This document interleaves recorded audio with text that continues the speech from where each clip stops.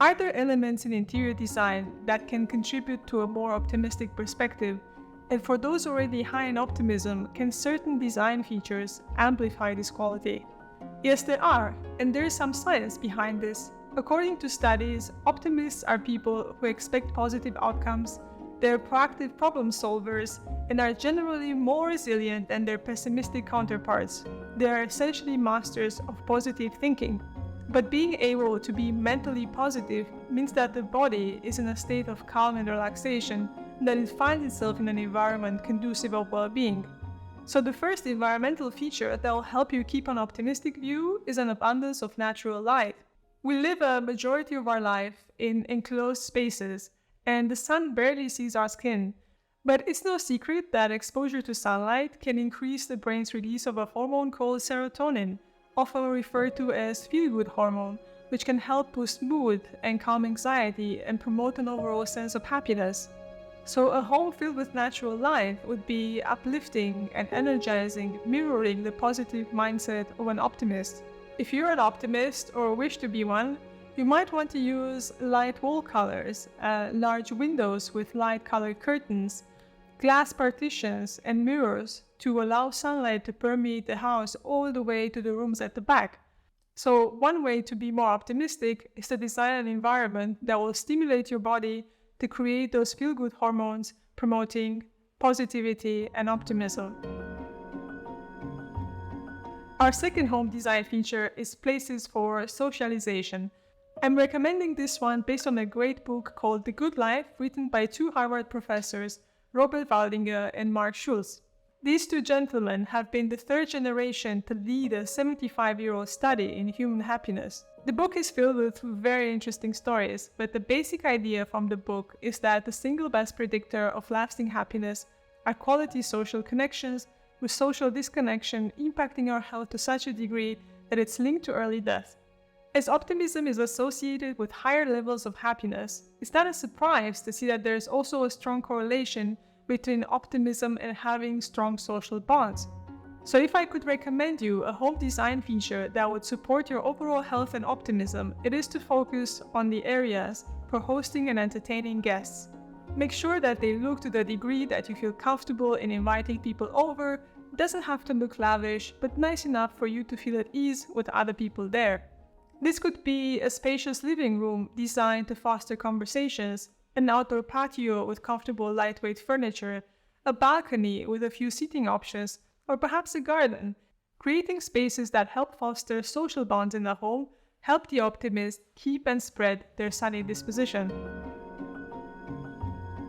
When faced with adversity, optimists are more adaptable to changing circumstances and are more likely to see problems as challenges rather than obstacles.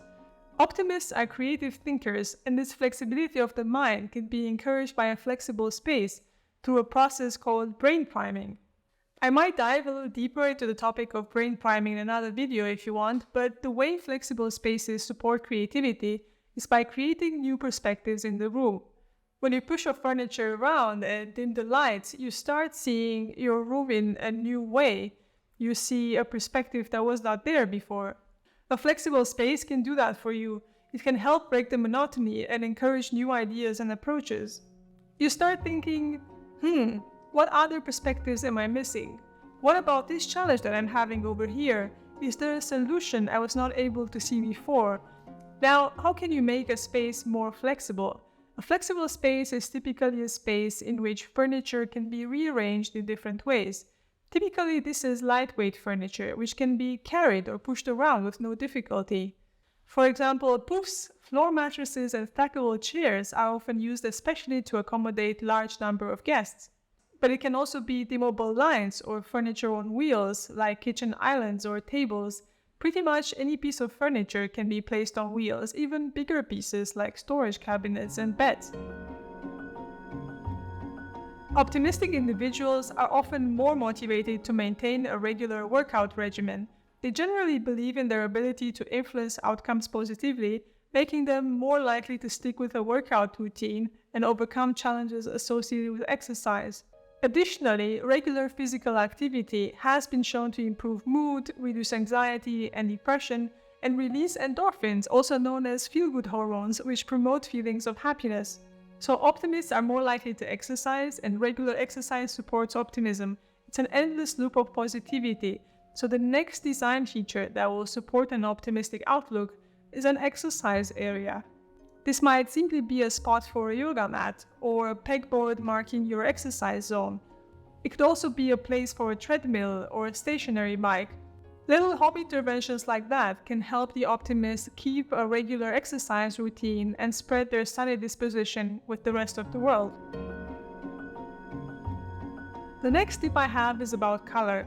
Color psychology is a little tricky because how color is being interpreted around the world varies greatly between individuals due to personal experiences, cultural differences, and context. But color can shift mood and emotions, and some research suggests that brighter, warmer colors such as yellow and orange can evoke feelings of happiness, optimism, and energy. This may have to do with sunlight and how happy that makes us. It's a cheerful color that expands the luminosity of the space and reminds us of bright spring days and the rays of sunshine. Now, how much yellow and what type of yellow you use may create different types of effects. For example, the amount of color you use in a home also seems to matter. Rooms in which the dominant color is yellow or orange can become tiresome, but when they are used sparingly as accents, they can brighten up the space and lift the mood. You can consider using them on wall art placed opposite to the door. They can become an interesting focus point. You can add a few colorful textiles in the room, like a couple of pillows on the couch or a fun blanket. You can add them to door or window frames, or a kitchen backsplash. Yellow lamps can turn ordinary places into something special, but also when combined with other pastel colors, they can make the space feel very joyful. When we think about personalities and how we show up in the world, we often believe that this is something entirely dependent on ourselves, but we often forget that our mood shifts throughout the day, which changes how we respond to certain situations, and we are not always the ones influencing this mood. The spaces we are in also help shape this mood. When we feel energized by abundant light, when we feel content in the presence of a friend, when we feel relaxed after a good workout, these are feelings generated by intentional spatial design. When we understand how spaces contribute to how we feel, we can design them more intently to better align with our goals and personality. And if you like this video, you might like to see home interior design for introverts. I give 5 design ideas that will support your need for peace and solitude.